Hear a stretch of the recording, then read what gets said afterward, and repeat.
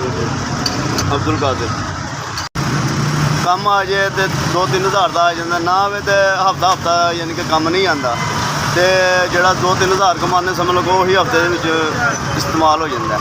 ਬੱਚੇ ਇੱਕ ਬੇਟਾ ਇੱਕ ਬੇਟੀ ਹੈ, ਇੱਕ 12 ਸਾਲਾਂ ਦਾ ਹੈਗਾ, ਇੱਕ 3 ਸਾਲ ਦੀ ਬੱਚੀ ਹੈ, 10 ਸਾਲਾਂ ਬਾਅਦ ਬੱਚੀ ਹੋਈ ਹੈ।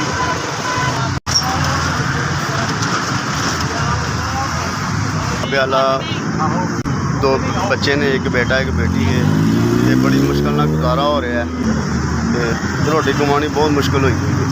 ਪਹਿਲੇ ਗੁਜ਼ਾਰਾ ਹੋ ਜਾਂਦਾ ਸੀ, ਹੁਣ ਜਦੋਂ ਦੀ ਫਲੈਕਸ ਆਈ ਹੈ ਨਾ ਤੇ ਸਾਡਾ ਕੰਮ ਬਿਲਕੁਲ ਠੱਪ ਹੋ ਗਿਆ ਹੈ।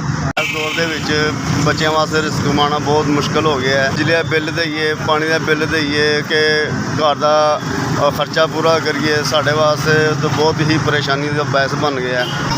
ਅੱਲਾਹ ਤਾਲਾ ਦਾ ਆਸਰਾ ਹੈ, ਕਿਹਦਾ ਦਿਲ ਕਰਦਾ ਨਹੀਂ ਹਾਈਟ 'ਤੇ ਚੜ੍ਹ ਕੇ ਲਿਖਾਈ ਕਰਨ ਨੂੰ, ਤੇ ਸਿਰਫ ਮਜਬੂਰੀ ਹੈਗੀ, ਮਜਬੂਰੀ ਦੇ ਕਰਕੇ ਘਰ ਦਾ ਨਿਜ਼ਾਮ ਚਲਾਉਣਾ ਪੈ ਰਿਹਾ ਹੈ। ਸਾਲ ਦੀ ਉਮਰ 'ਚ ਕਿਹਦਾ ਦਿਲ ਕਰਦਾ ਇੰਨੀ ਉੱਚੀ ਚੜ੍ਹ ਕੇ ਲਿਖਾਈ ਕਰਨ ਨੂੰ, ਲੇਕਿਨ ਮਜਬੂਰੀ ਇਹ ਕਰਨਾ ਪੈ ਰਿਹਾ ਹੈ। 5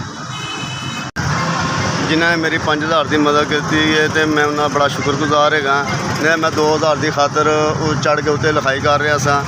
ਇਹਨਾਂ ਨੇ ਮੇਰੇ ਬੱਚਿਆਂ ਦਾ ਖਿਆਲ ਕੀਤਾ, ਅੱਲਾਹ ਤਾਲਾ ਇਹਨਾਂ ਦੇ ਬੱਚਿਆਂ ਦਾ ਖਿਆਲ ਕਰੇ, ਇਹਨਾਂ ਨੂੰ ਅੱਲਾਹ ਤਾਲਾ ਹੋਰ ਤਰੱਕੀ ਅਤਾ ਫਰਮਾਏ, ਇਹਨਾਂ ਦੇ ਰਿਜ਼ਕ 'ਚ ਬਰਕਤ ਅਤਾ ਫਰਮਾਏ। ਮੇਰੀ ਦੁਆ ਹੈਗੀ ਮੇਰੇ ਨਾਲ 5000 ਦੀ ਨੇਕੀ ਕੀਤੀ, ਅੱਲਾਹ ਤਾਲਾ ਨਾਲ ਤੰਦਰੁਸਤ ਰੱਖੇ, ਸਲਾਮਤ ਰੱਖੇ, ਆਬਾਦ ਰੱਖੇ।